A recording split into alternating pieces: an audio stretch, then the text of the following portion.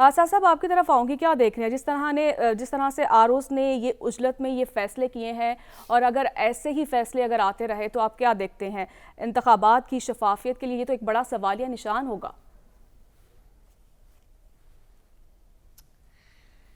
دیکھیے، انتخابات کی شفافیت کے اوپر تو اب تقریباً سارے سسٹم کی ایک یکسوئی ہے، ساری قوم کی، ہر شخص کی ایک یکسوئی ہے کہ انتخابات تو بالکل صاف اور شفاف ہوں گے، یا جس بھی طرح ہوں گے اس کے اوپر تو اب ایک تاریخ ہی فیصلہ دے گی۔ اب آپ اور میں، حسن صاحب، ہمارے یہاں پہ اس فورم پہ بات کرنے سے کوئی زیادہ میرا خیال ہے اس میں تو نہ فرق پڑے گا، نہ اس کی حقیقت تبدیل ہوگی۔ جی، اس کی شفافیت کے اوپر تو سکندر سلطان راجہ صاحب کی شفافیت پہ اور اس پہ تو قسم کھائی جا سکتی ہے۔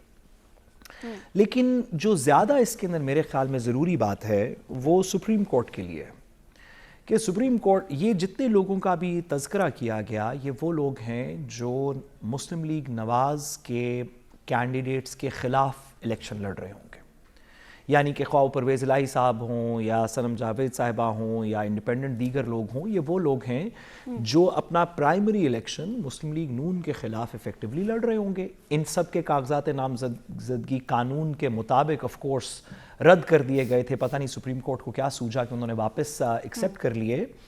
لیکن میں سپریم کورٹ کی پرسپیکٹو میں ایک بصد احترام ہاتھ باندھ کے ایک مودبانہ سی گزارش کروں کہ اب جتنے بھی کاغذات نامزدگی ایکسیپٹ ہو جائیں، آپ اس ایک کا کر لیں اور اس ایک کا کر لیں اور اس ایک کا کر لیں، اور الیکشن کمیشن کو کہہ دیں کہ بڑی سرزنش کی آپ کی اور خبردار جو آپ نے کوئی غلط کام کیا۔ گزارش یہ ہے کہ پانی پلوں کے نیچے سے تقریباً گزر چکا ہے۔ بہت سے ایسے سیاسی فیصلے ہو چکے ہیں جن کے اس الیکشن کے اوپر کچھ کانسیکوینسز ہوں گے۔ ان کانسیکوینسز کو ایک الیکشن نامینیشن پیپر ایکسیپٹ کر کے ادھر اور ایک سرزنش کر کے الیکشن کمیشن کی ادھر، میرا نہیں خیال کہ ریکٹیفائی کیا جائے گا۔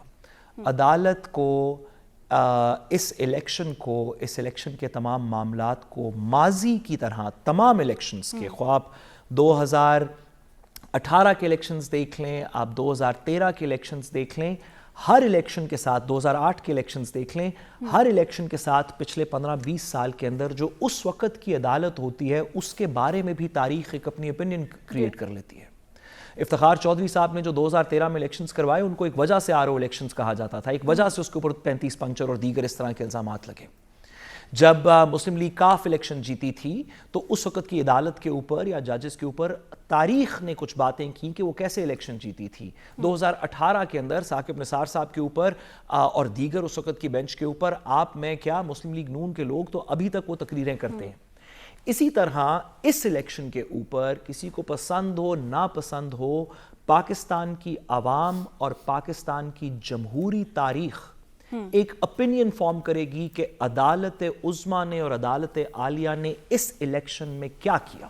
جی، اور میرا نہیں خیال کہ وہ جو بھی فیصلہ ہو تاریخ کا یا عوام کا، اس کے اندر کوئی سیونگ گریس یہ ہوگی۔ لیکن پھر وہ سرگودا سے انڈیپینڈنٹ والے کینڈیڈیٹ کے نامینیشن پیپرز تو ایکسیپٹ ہو گئے تھے نا، دیکھیں پھر اینڈ میں پرویز الہی نے الیکشن تو لڑ لیا تھا۔ میرا خیال ہے کہ یہ اس کی ایکسکیوز نہیں کریٹ کر سکیں گے جوڈیشل لاء کے اندر۔ اس تاریخ کے اوپر یہ فیصلے، اس پیریڈ کی تاریخ پہ یہ آج کے فیصلے اتنے اثر انداز نہیں ہوں گے۔ تو آپ یہ کہنا چاہ رہے ہیں کہ انتخابی مہم میں جو ہے وہ قوانین پر جو عمل نہیں ہو رہا، آپ یہ کہنا چاہ رہے ہیں؟ نہیں، میں تو کہہ رہا ہوں کہ قوانین پہ جتنا زیادہ عمل ہو رہا ہے، اور جیسے پاکستان کے طول و عرض کے اندر ہر شخص اس بات کی قسم کھانے کے لیے تیار ہے کہ اگر قانون پہ کسی نے عمل کیا ہے تو وہ الیکشن کمیشن نے کیا ہے، اور سپریم کورٹ کے ان فیصلوں نے نیچرلی کیا ہے جو آئین اور قانون کے مطابق ہیں۔ میرا خیال ہے اس سے زیادہ قانون پہ اگر عمل ہوا تو مطلب ہیونز میں فال۔ ٹھیک ہے۔